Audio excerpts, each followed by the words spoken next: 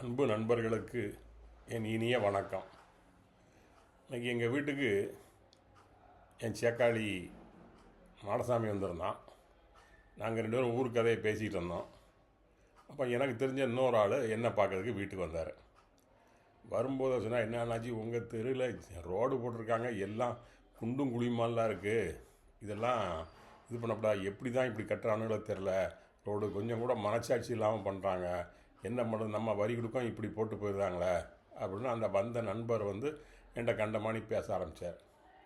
அப்போ என் பக்கத்தில் இருந்த மாடசாமி அவனுக்கு சட்டாரண கோவம் வந்துட்டு, என்ன சார் சொல்லுதீங்க, உங்களுக்கு தெரியுமா அந்த கான்ட்ராக்டை போட்டது யாருமா சார், என் சேக்காளி ஒருத்தன் சம்மூன்னு அந்த கான்ட்ராக்டை போட்டான், இந்த கான்ட்ராக்ட் எடுக்கிறதுல எவ்வளோ நடத்துறதுல எவ்வளோ சிக்கல் இருக்குன்னு உங்களுக்கு தெரியுமா, முதல்ல டெண்டர் விடும்போது யார் யாரெல்லாம் அப்ளை பண்ணுவாங்களோ அவங்களெல்லாம் போய் பார்த்து அவங்களுக்கு ரூபாயை கொடுத்து அவங்கள சரி கட்டி இந்த டெண்டரில் பங்கு பெறாமல் இருக்கிறதுக்குள்ளே ஏற்பாடாக பண்ண வேண்டியது இருக்குது.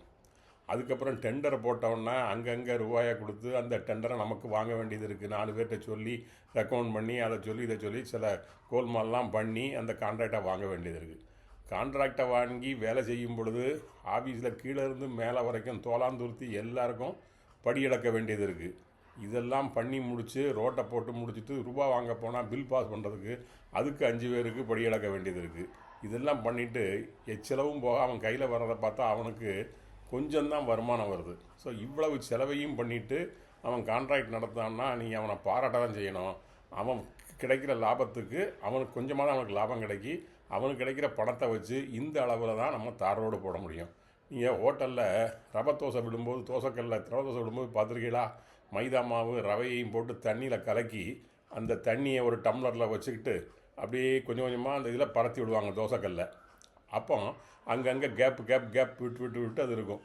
அந்த மாதிரி இந்த இவ்வளோ லஞ்சம் கொடுத்து கான்ட்ராக்டை வாங்கி இப்படி ரோடு போட இருந்தால் இப்படி ரவை தோசை மாதிரி தான் ரோடு போட முடியும்.